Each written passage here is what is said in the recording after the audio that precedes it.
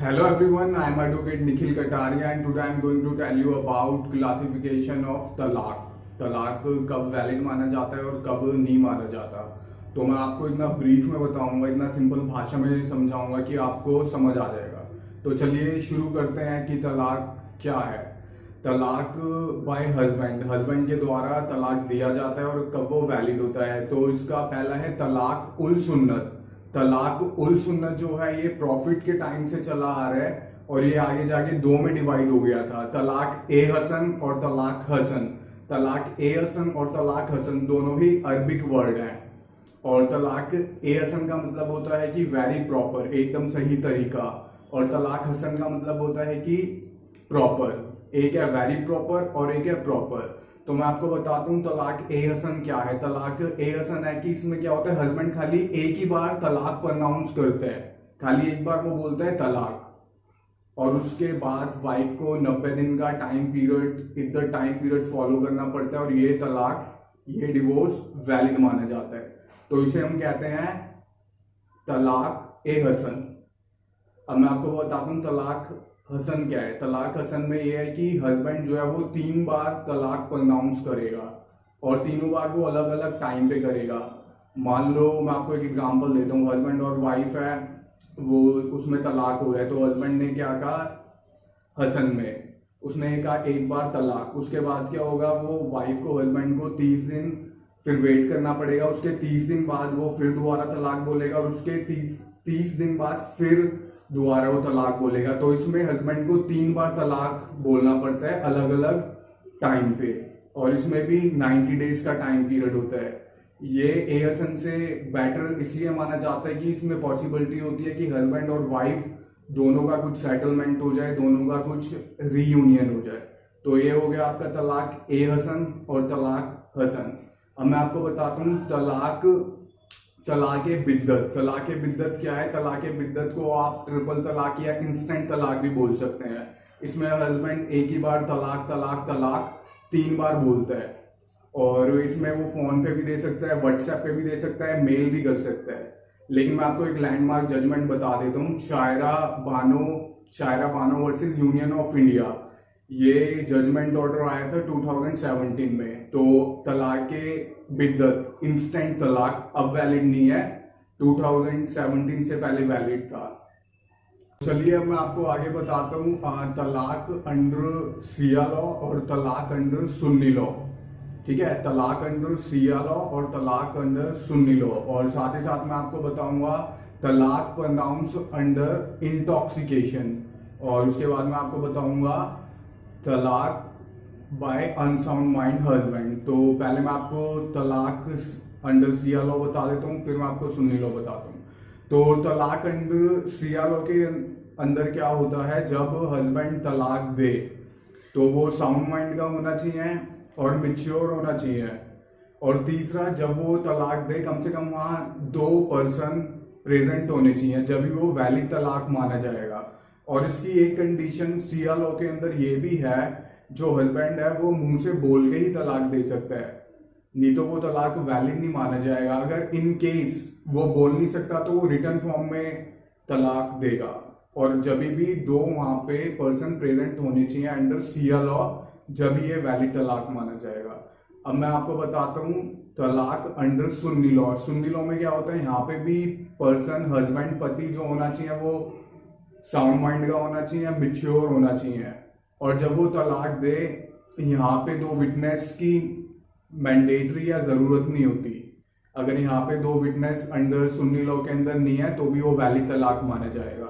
तो ये आपका हो गया तलाक अंडर शिया लॉ और तलाक अंडर सुन्नी लॉ। मैं आपको बताता हूँ तलाक प्रोनाउंस अंडर इंटॉक्सिकेशन। इंटॉक्सिकेशन मतलब जो पर्सन है, जो हस्बैंड है, वो नशे की हालत में है या किसी ने उसके चाय में, पानी में उसे कुछ ड्रग्स या कुछ मेडिसिन देती है कि जिससे उसका दिमाग उसके कंट्रोल में नहीं है और उसे नहीं पता वो जो क्या कर रहा है उसके क्या कॉन्सिक्वेंस होंगे, उसका क्या असर पड़ेगा। अगर वो नशे की हालत में तलाक देता है तो वो तलाक भी वैलिड नहीं माना जाता। ठीक है, अब मैं आपको बताता हूँ तलाक बाय अनसाउंड माइंड हस्बैंड। मान लो जब निकाह हुआ, जब मैरिज हुई, जब शादी हुई, जो हस्बैंड था वो साउंड माइंड का था, लेकिन बाद में कुछ एक्सीडेंट हुआ या कुछ ऐसे हालात हुए कि वो पागल हो गया, उस केस में क्या होता है, उसके पेरेंट्स, उसके मदर फादर माँ बाप या गार्डियन या काजी तलाक दे सकते हैं, प्रोनाउंस कर सकते हैं और वो तलाक वैलिड माना जाता है।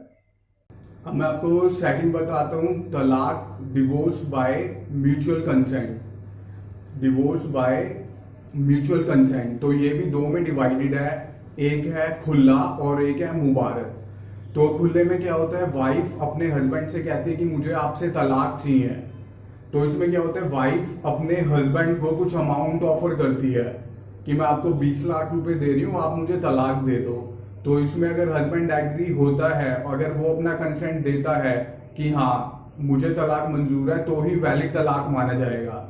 और एक बार अगर हस्बैंड ने कंसेंट दे दिया, हस्बैंड राजी हो गया कि मैं तलाक दे रहा हूँ, तो उसके बाद जो वाइफ है, जो फीमेल है, वो बैकआउट नहीं कर सकती। अब उसे लगा कि 20 लाख रुपए तो बहुत ज्यादा है, मैं नहीं दे सकती, तो वो अपने वर्ड से बैकआउट या पीछे नहीं हट सकती, उसे तलाक देना पड़ेगा। और जो उसने प्रॉमिस करा है 20 लाख रुपए का, ये अमाउंट मिनिमम और मैक्सिमम कुछ भी हो सकता है, तो उसमें उसे अपना इद्दत टाइम पीरियड फॉलो करना पड़ेगा और अपना प्रॉमिस पूरा करना पड़ेगा। ये हो गया आपका खुला तलाक।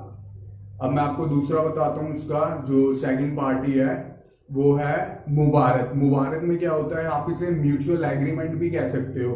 हस्बैंड और वाइफ यहाँ दोनों ही एग्री होते हैं कि हम अलग अलग रहना चाहते हैं, वो अपनी टर्म कंडीशन पे अलग अलग रहना स्टार्ट कर देते हैं और एक दूसरे को तलाक दे देते हैं, जिसे हम कहते हैं डिवोर्स बाय म्यूचुअल कंसेंट। तो चलिए मैं आपको थर्ड भी बता देता हूँ, तलाक by judicial decree and order. तो इसमें क्या होता है, इसमें फर्स्ट होता है आपका लिएन, जिसे हम जिन्ना भी कहते हैं। इसमें क्या होता है, जो हस्बैंड होता है वो अपनी वाइफ के ऊपर फॉल्स एलिगेशन चार्ज लगा देता है एडल्ट्री का, जो मेरी वाइफ है वो एडल्ट्री में इन्वॉल्व है। तो इस केस में सिचुएशन में क्या होता है, वाइफ कोर्ट के पास मूव कर जाती है और इस ग्राउंड पे अपने हस्बैंड से डिग्री ऑफ डिवोर्स ले लेती है। तो ये तो हो गया आपका फर्स्ट। सेकंड है आपका अब्सेंस ऑफ हस्बैंड। मान लो जो हस्बैंड है ना, जो हस्बैंड है वो 4 साल से उसका कुछ अता पता नहीं। मैं आपको एक एग्जांपल के बेस पे समझा देता हूँ जिससे आपको समझ आ जाएगा। मान लो हस्बैंड और वाइफ हैं, साथ में रह रहे हैं, ठीक है। एक दिन ऐसा हुआ, हस्बैंड कहीं गायब हो गया, कहीं चला गया और 4 साल तक उसका कुछ अता पता ही नहीं चलता कि वो कहाँ गया। तो इस केस में, इस सिचुएशन में, इस हालात में फीमेल क्या करेगी, उसकी वाइफ क्या करेगी, वो कोर्ट के पास चली जाएगी और इस ग्राउंड पे डिग्री ऑफ डिवोर्स ले लेगी। तो कोर्ट क्या करेगा, सारे ग्राउंड्स देखेगा, उसे डिग्री ऑफ डिवोर्स दे देगा। लेकिन ये जो डिग्री होगी ये इफेक्ट में आएगी डेट के 6 महीने बाद।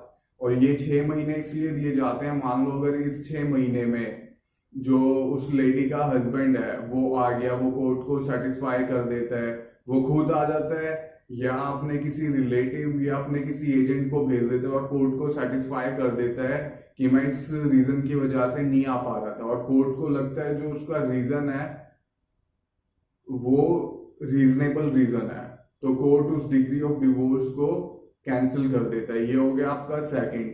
थर्ड है आपका फेलियर टू मेंटेन। अगर जो हस्बैंड है, जो पति है, वो अपनी वाइफ को 2 साल से उसकी बेसिक नेसेसिटी की चीज नहीं दे पा रहा, उसे मेंटेन नहीं कर पा रहा, उसका खर्चा नहीं उठा पा रहा, तो इस केस में भी, सिचुएशन में भी, इस हालात में भी फीमेल क्या करेगी, कोर्ट के पास चली जाएगी और वहां से डिग्री ऑफ डिवोर्स ले लेगी। ये तो हो गया आपका थर्ड। अब फोर्थ है आपका इम्प्रीजमेंट ऑफ हस्बैंड। मान लो जो पति है, उसका हस्बैंड है, वो उसे सजा मिलती है 7 साल या उससे ज्यादा की, उसने कोई गुनाह करा, कोई क्राइम करा, उसमें उसे सजा मिलती है 7 साल या उससे ज्यादा की। तो उस केस में भी फीमेल वाइफ क्या करेगी, कोर्ट के पास मूव करेगी और वहां से डिग्री ऑफ डिवोर्स ले लेगी। अब लास्ट है आपका क्रूएलिटी। इसमें क्या होता है, जो हस्बैंड होता है वो अपनी वाइफ के साथ मारपीट करता है, उसे फिजिकली और मेंटली टॉर्चर करता है। इस बेस पे, इस ग्राउंड्स पे, इस हालत में भी जो फीमेल होगी, वाइफ होगी, कोर्ट के पास मूव कर जाएगी और कोर्ट को जाके बताएगी कि मेरे साथ ऐसे ऐसे मारपीट हुई, और कोर्ट क्या करेगा, सारे ग्राउंड्स देखेगा। अगर कोर्ट को लगता है जो लेडी वो कह रही है वो सच है, वो सही बोल रही है, तो कोर्ट उस ग्राउंड पे, इक्वालिटी के ग्राउंड पे उसे डिग्री ऑफ डिवोर्स दे देगा। आई होप आप लोगों को समझ आया हो। Thank you.